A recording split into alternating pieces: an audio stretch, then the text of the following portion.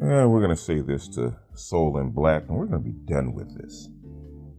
Okay? Done with this. And like I say, bro, for the most part, you're cool with me. But I understand why this place was like it was when I got here. I understand it. Because I've heard, not all, but I heard some of what they call the best of what you guys have done. And it's fine for what it was. It is. And I hear what you're saying. And for what you do, it's fine. But listening to you, just the last thing that you did, the last video you did, talking about Manosphere 1.0, I now realize what the difference between Manosphere so-called 1.0 and 2.0 is. Right here, I'm going to pop my collar. The difference is me. Because I'm listening to what you're doing, and it's okay, but what you're doing is something that goes back to Malcolm X, Martin Luther King. This is called 1960 street rhetoric, which was actually extended by the Black Panthers.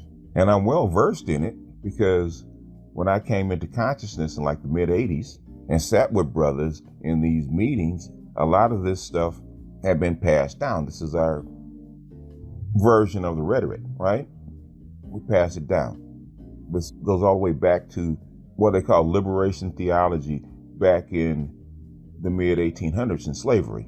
And we just passed it down. And most of that, our liberation theology comes through the church. And a lot of what you're doing is preaching like that liberation theology, which is fine. I've used it myself. But my training, which is probably unique to most of the sphere, is I had training in 3 places in my 30s.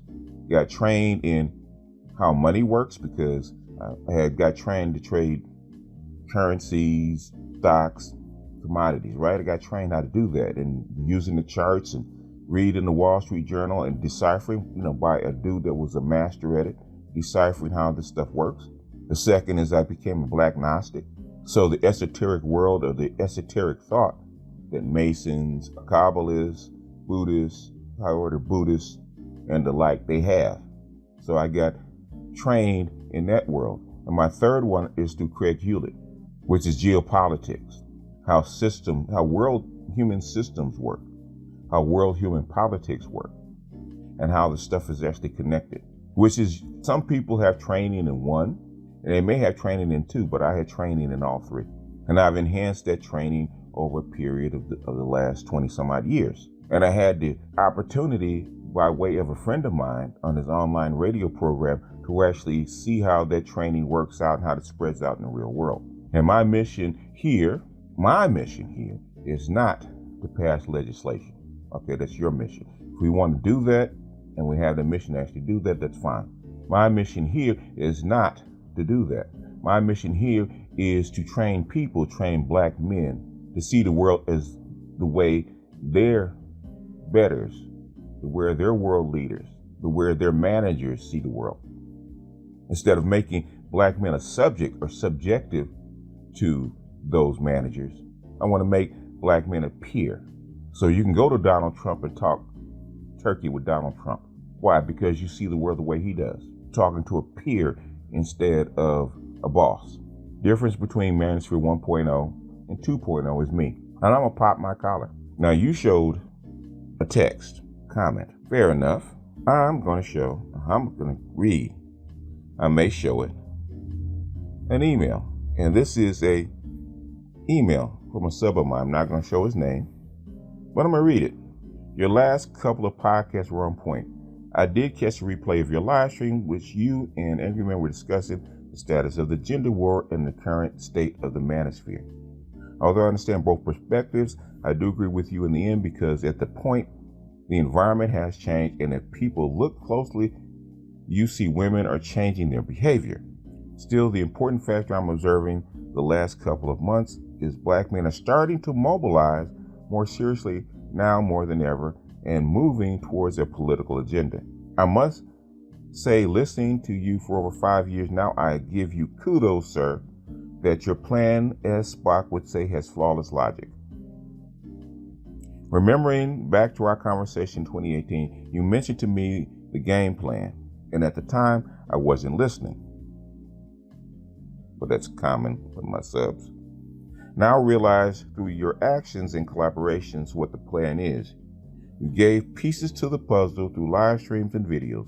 All the folks had to do is link the knowledge like chains and understand that there are levels to how the world works and how the world is shaped affects Black people. Once you understand how the world works, the question is, how do you navigate through, adapt, and overcome any environment? I will say this, only a few will truly appreciate what you're doing. I'm humbled and honored to learn from what you're teaching us. And that is just an email. This is not the only email. There's many emails that I get like this. There's many people I talk to like this. The thing is, bro, you don't understand me. And that's okay. The students hear their teacher's voice, and the ones that are not the students won't. And that's okay too. Even though I've said it many, many times what my aim on this channel was, people don't get it. My aim is not ego. My aim is not turf. My aim is change, adaptability, progress. You only have progress through people, not money. And what you're saying, stuff that you're pointing out because you think you're going to pump a whole bunch of money behind a cause, and you think that Black people have enough money to reshape society, and they don't. That should be obvious. Whatever money we can raise, whatever money we think we can put forward to a politician is nothing compared to money they just dumped into the economy in like a month and a half. We think a few $1 million is going to do anything? You think $100 million is going to do anything? You think $1 billion of guap is going to do anything? The answer is no. It's not going to do anything. It's not going to make anybody do anything. You can lean them one way or the other, but ultimately the needs of the state are the needs of the state. And if you don't understand the needs of the state when you try to make these plans, then it's not going to work. I don't care how much money you put behind it. And that's what you have to understand. You would pay somebody on another level that understands the world on that level to actually speak for you. That's where the money comes in, but you still need that person. But instead of buying that person, how come you don't become that person? You can spend $1 billion, hire a few people that think like that, or you can spend nothing and train those people to think like that. I was trained to be what they call a guerrilla. And a guerrilla in terms of not warfare, even though there's many terms that you can actually use. You can do it in economics. You can do it. A lot of people do it in business. People call it guerrilla marketing or guerrilla economics.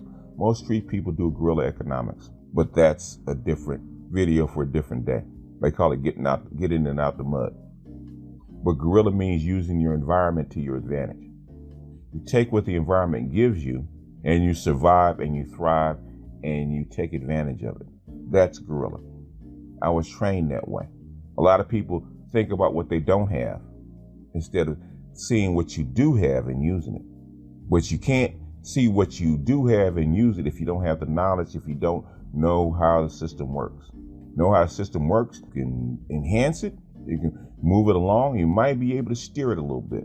But also, if you know how the system works, you can take one little screw, drop into an engine, can fuck up the whole engine. Little bitty tiny screw, if you know where to drop it. But this is probably going to be my last video to you, because the way you're thinking, the way 1.0, I'm going to say it, the way 1.0 thought, in my opinion, was small. Very unnecessary and very small. Because you didn't change the women until the environment was ready for the women to change. What you get out of your women is not going to change until the environment changes.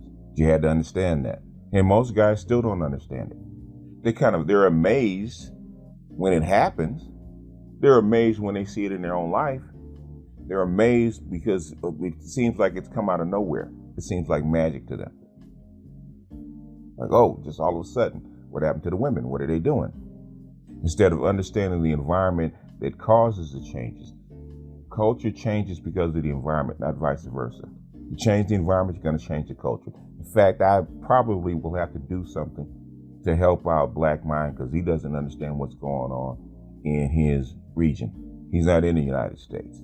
And he's seeing the same thing starting to happen there that's happening here. And he doesn't get it. Why? Because he hasn't studied enough. I've told people why this is happening. I just recently did. I gave them pieces. and just recently told them exactly why this stuff is changing. I actually spelled it out. But their mind, their worldview is not ready to accept it. It's just words to them, just like it's words to you, which is why I think that you don't understand what I talk about. And that's fine. If you're not ready for it, you're not ready to accept it, or you don't want to accept it, you're not going to understand it. And I think that's good. I think that's perfectly fine. Because what I talk about, what my aim is, like I said, it was never meant for 30,000 or 40,000 people or even 100,000 people. 90% of those people would be wasted. Even I had 100,000 subs. 90% of those people would be wasted because they wouldn't even understand what I'm talking about. Stuff that matters. And I've said that from the jump. The people that I'm talking to get me right away. And some people that listen to the information and actually put it to use will start to slowly but surely raise themselves up to where they can understand it and they can see it, and then they can make their moves. But from now on, it's my last video to you. If you want to engage me on something that actually is actionable, that's actually reasonable, it's actually debatable, because what you're talking about, man, that's emotional rhetoric. And I don't do it well. 2, I think it's irrelevant. And 3, I think it's a waste of time. Man, I got stuff that's backed up to do, things to back up to do that's, the list goes on. And at 61 years old, my thing is time and not money. And I don't like wasting time going back and forth with a brother, not an enemy, not a combatant, but a brother, over nothing. This shit is over nothing. And since it's over nothing, we're going to end it here. So this is my last message to you.